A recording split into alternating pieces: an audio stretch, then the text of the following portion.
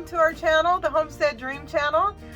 My name is Carla. My husband and I, Richard, we do lifestyle, home and garden type videos. We'll most likely be seeing me do most of the talking in these videos because Richard and I decided a while ago that we would utilize our strengths, and since I'm the talker in the family, we decided that I would be the one doing most of the talking. You'll see Richard, once in a while you'll see Richard and our daughters and our grandkids and other family members and people in the videos too, but for the most part of it, you're stuck with me. So now that the holidays are over, well, let me back that up. We still have Valentine's Day, which is one of my favorite holidays, so you'll probably see me do a video about decorating for Valentine's Day. I don't know if many of you even decorate for Valentine's Day, but I love all Valentine's Day things. It's kind of my favorite, the red and pink and all that, so look for that coming up soon. Most of my videos lately, hi Luna, will be about gardening and some cooking videos and things like that. For me, this time of year can be quite challenging because it's the new year and I want to get out there and I want to start planting, and I just really want to get everything done and started, but because of the frost and other issues, it's really, which I won't go into those issues because this would be too long of a video and I'll start rambling on about that, but you really don't want to start planting too early. So, but for today I will be talking about some things you can do for your garden right now. I live in Southern California, so in my zone it's actually too cold to be planting right now. No matter how much I want to get out there and start planting, I see all this stuff and the potential and everything. It's just not wise to start planting right now. It's too cold. Typically I plant after Easter. That's just the way my dad always did it. We always planted after Easter, which this year is on April 4th, but according to our climate station here, the frost will be over by April 9th. It'll be safe to plant then. We should have our last frost by April 9th, which is pretty easy for me to remember because one of my grandsons, that's his birthday. Anyways, if you want to find out what your last frost in the zone that you're living in, it's pretty easy. You just Google your where you live and put last frost in there, and well, like me, our nearest town was Victorville, so sometimes you have to put the nearest largest town to you and just type that in and it should tell you the date of your last frost. There are still lots of things that you can do this time of year for your garden, and to be honest, they are really some of the most important things, like cleaning out your beds and amending your soil. Now's the time to prune back your roses, which I will talk about later in this video.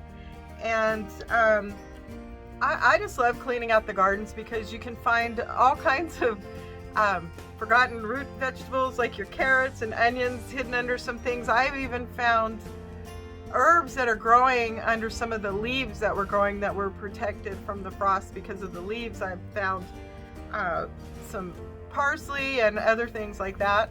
And I still have some sage growing, which I harvested a little bit of that, and I made some smudge sage sticks. Richard and I made some smudge sage sticks, which we'll show you in this video, and it's kind of a thing where you clear out your home, and it's kind of like a witchy type thing. Some people associate it with a spiritual type thing, but Richard says I'm a sorceress in the kitchen anyways, but I'll show you how to make those. Richard and I had a lot of fun doing that. And another thing that you can do, oh, and I'm also going to show you how to make hummingbird food. I'm out here early in the morning, sometimes in my pajamas, and I have these bright pink pajamas. And if you guys are familiar with hummingbirds, they love red and pink and stuff like that, and they will bomb you. I mean, it's quite startling when they fly by your head really fast. They sound like helicopters going by and everything, but they will remind you to fill up their feeders. So I actually am going to show you how to make the hummingbird food, a very simple recipe that I have in my Dancing in the Kitchen cookbook, which I would put the link down, but we're totally sold out, and I had ordered some the past few years, but I'm not going to be ordering anymore. But I will post the recipe for that hummingbird food nectar in this video, and so make sure you stay tuned to the end to see that. Another thing that is really good to do this time of year if you want to get your garden started and everything is to gather up your seeds and clean out any old beds and just really amend that soil and get it ready. This can be so important, and you'll have a better garden when you do start planting. Last year, gardening season, we've seen a lot of actions that we had never seen before. A lot of people started homesteading and gardening, and to be honest, that is something that really inspired us to start our homestead channel. For many of us, it was the first time we had ever seen the grocery store shelves empty. Many people lost their jobs because of COVID and had a lot of spare time on their hands. And even many of the seed companies had supply issues. With such unrest in the world, a lot of people turned to growing their own food. We even got chickens, so we would always have eggs, and also many people started planting victory gardens like they did back in the old days. So I would say in general, it is a good time to start laying out the important groundwork for your garden and planting it and gathering your seeds and things like that. So anyways, I hope you like this video and enjoy watching us make the hummingbird food and the sage sticks and some of the tips for getting your garden started this time of the year.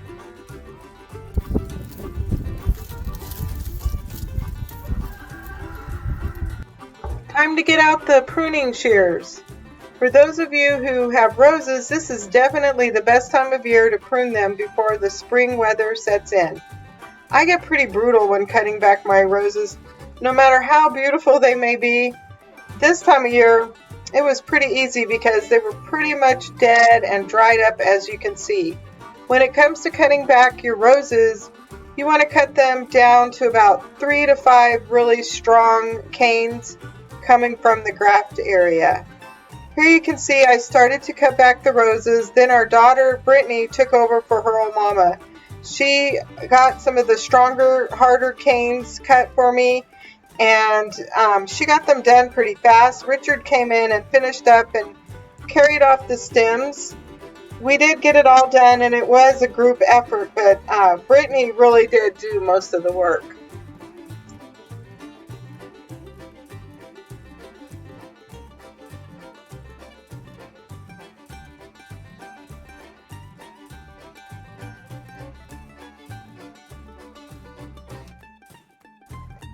So here I dug up some of the sage in our herb garden. We wrapped it in plastic wrap just to form the leaves a little bit better. We let it sit that way for a few hours, then unwrapped it and tied some 100% cotton string around it and tied a little loop around the end so we could hang it to dry.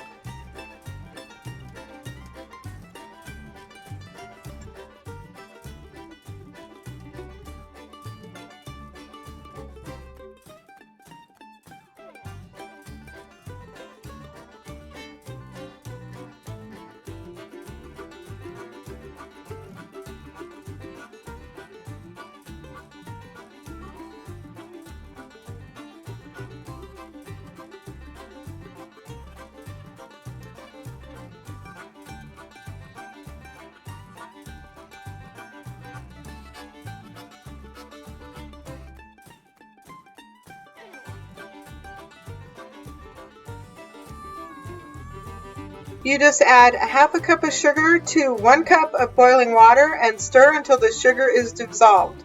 Thank you for hanging out here with me today. Lots of love to you and God bless. Make sure that you share, like, and subscribe.